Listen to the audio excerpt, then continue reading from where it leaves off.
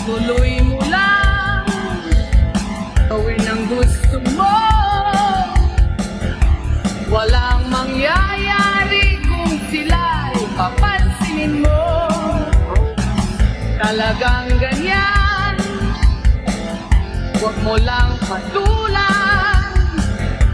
Wala lang magawa kaya sila'y nagkakaganyan.